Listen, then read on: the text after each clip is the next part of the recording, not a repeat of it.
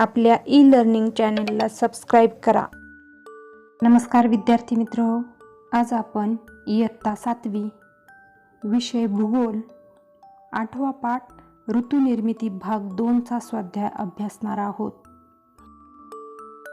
त्यामधील पहिला प्रश्न आहे, अचूक पर्याय निवडून उत्तरे लिहा, विधान पूर्ण करा. 1. सूर्याचे भासमान भ्रमण होते म्हणजेच. पर्याय आहेत: अ. सूर्य वर्षभरात पृथ्वीभोवती फिरतो. आ. सूर्य वर्षभरात उत्तरेकडे व दक्षिणेकडे सरकत असल्याचा भास होतो. इ. पृथ्वी सतत जागा बदलते. आणि योग्य पर्याय आहे सूर्याचे भासमान भ्रमण होते म्हणजेच सूर्य वर्षभरात उत्तरेकडे व दक्षिणेकडे सरकत असल्याचा भास होतो. दुसरा आहे, पृथ्वीचा आस कललेला नसता तर टिंबटिंब. पर्याय आहेत: पृथ्वी स्वतःभोवती फिरलीच नसती, पृथ्वी सूर्याभोवती जास्त वेगाने फिरली असती, पृथ्वीवर वेगवेगळ्या अक्षवृत्तांच्या भागात वर्षभर हवामान तेच राहिले असते. योग्य पर्याय आहे, पृथ्वीचा आस कललेला नसता तर पृथ्वीवर वेगवेगळ्या अक्षवृत्तांच्या भागात वर्षभर हवामान तेच राहिले असते. 3. 21 जून व 22 डिसेंबर हे अयन दिन आहेत कारण. पर्याय आहेत: 21 जून या दिवशी सूर्य कर्कवृत्तावरून दक्षिणेकडे तर 22 डिसेंबरला मकर वृत्तावरून उत्तरेकडे मार्गस्थ होतो. दुसरा पर्याय आहे, सूर्याचे दक्षिणायन 21 जून ते 22 डिसेंबर या काळात होते. 3. सूर्याचे उत्तरायण 21 जून ते 22 डिसेंबर या काळात होते. आणि योग्य पर्याय आहे, 21 जून व 22 डिसेंबर हे अयन दिन आहेत कारण 21 जून या दिवशी सूर्य कर्कवृत्तावरून दक्षिणेकडे तर 22 डिसेंबरला मकर वृत्तावरून उत्तरेकडे मार्गस्थ होतो.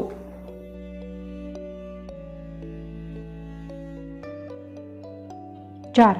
पृथ्वीचे सूर्याभोवती परिभ्रमण व कललेला आस यांच्या एकत्रित परिणामामुळे पुढील ऋतूंची निर्मिती होते. अ आहे उन्हाळा, पावसाळा, परतीचा मान्सून, हिवाळा. आ. उन्हाळा, हिवाळा, वसंत ऋतू. इ. उन्हाळा, हिवाळा. आणि त्याचा योग्य पर्याय आहे उन्हाळा, हिवाळा. प्रश्न 2. पुढील प्रश्नांची उत्तरे लिहा. त्यामधील पहिला प्रश्न आहे, उत्तर गोलार्धात ऋतूंची निर्मिती कशामुळे होते? उत्तर: 23 सप्टेंबर या शरद संपात दिनापासून ते 22 डिसेंबर या उत्तर गोलार्धातील हिवाळ्यातील अयन दिनापर्यंत पृथ्वीचा उत्तर ध्रुव सूर्यापासून अधिकाधिक दूर जाऊ लागतो. त्यामुळे या कालावधीत पृथ्वीच्या उत्तर गोलार्धात सूर्याची उष्णता कमी मिळते व पृथ्वीच्या उत्तर गोलार्धात तापमान घट होत जाते. या काळात उत्तर गोलार्धात दिनमान 12 तासांपेक्षा कमी कालावधीचा व रात्रमान 12 तासांपेक्षा जास्त कालावधीचा. 22 डिसेंबर या दिवशी तिचा दक्षिण ध्रुव सूर्याकडे जास्तीत जास्त कललेला असतो. म्हणजेच या दिवशी पृथ्वीचा उत्तर ध्रुव सूर्यापासून जास्तीत जास्त दूर असतो. 22 डिसेंबर हा दिवस उत्तर गोलार्धातील सर्वात लहान दिनमान व सर्वात मोठा रात्रमान असतो. 2. संपात स्थितीत पृथ्वीवरील दिनमान कसे असते? उत्तर: 21 मार्च व 23 सप्टेंबर रोजी पृथ्वीचे उत्तर व दक्षिण हे दोन्ही ध्रुव सूर्यापासून समान अंतरावर असतात. पृथ्वीच्या या स्थितीला पृथ्वीची संपात स्थिती म्हणतात. पृथ्वीवर सर्वत्र दिनमान व रात्रमान सारखीच असते. या स्थितीत तयार होणारे प्रकाशवृत्त रेखावृत्तांवर स्थिरावते.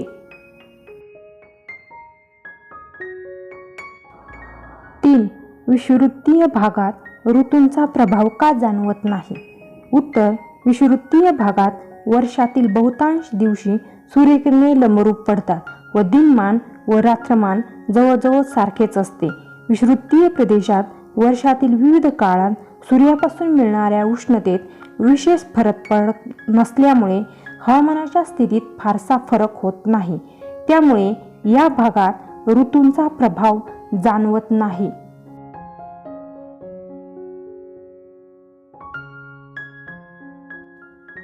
4. दक्षिणायनात अंटार्क्टिक वृत्तापासून दक्षिण ध्रुवाच्या दरम्यान सूर्य 24 तासांपेक्षा अधिक काळ का पाहता येतो?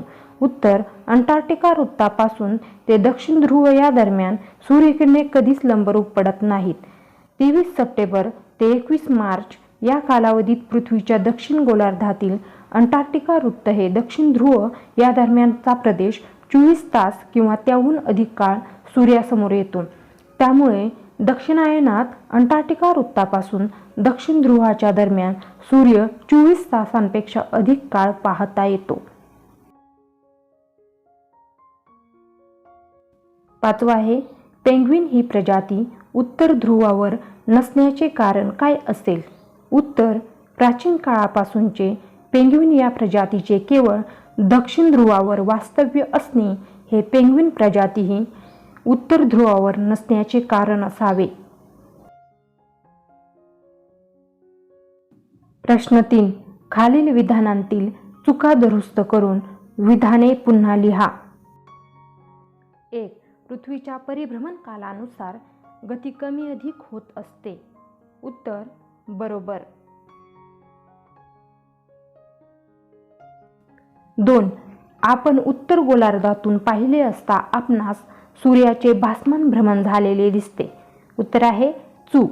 आपण उत्तर तसेच दक्षिण यापैकी कोणत्याही गोलार्धातून पाहिले असता आपणास सूर्याचे भासमान भ्रमण झालेले दिसते.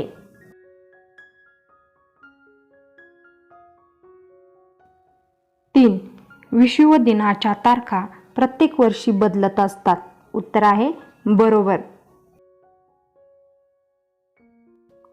4. उत्तर कॅनडामध्ये सप्टेंबर ते मार्च हा उन्हाळ्याचा कालावधी असतो. उत्तर आहे चूक. उत्तर कॅनडामध्ये सप्टेंबर ते मार्च हा हिवाळ्याचा कालावधी असतो. 5. दक्षिण आफ्रिकेत जेव्हा उन्हाळा असतो तेव्हा ऑस्ट्रेलियात हिवाळा असतो. उत्तर चूक.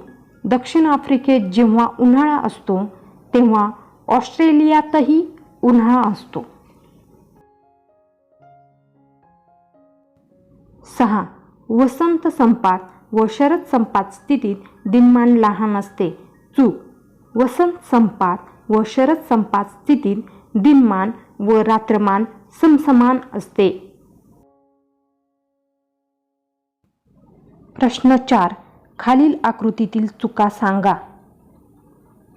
आकृतीचं निरीक्षण करायचंय आणि आपल्याला चुका सांगायच्या आहेत. पहिली चूक आहे, उत्तर गोलार्धात उन्हाळ्यातील अयन स्थिती 22 डिसेंबर दिली आहे पण ती 21 जून आहे. दुसरी चूक आहे, उत्तर गोलार्धात हिवाळ्यातील अयन स्थिती 21 जून दिली आहे पण ती 22 डिसेंबर आहे. दक्षिण गोलार्धात उन्हाळ्यातील अयन स्थिती चुकीची दाखवली आहे. ती दक्षिण गोलार्धातील हिवाळ्यातील अयन स्थिती आहे आणि दक्षिण गोलार्धात हिवाळ्यातील अयन स्थिती चुकीची दाखवली आहे.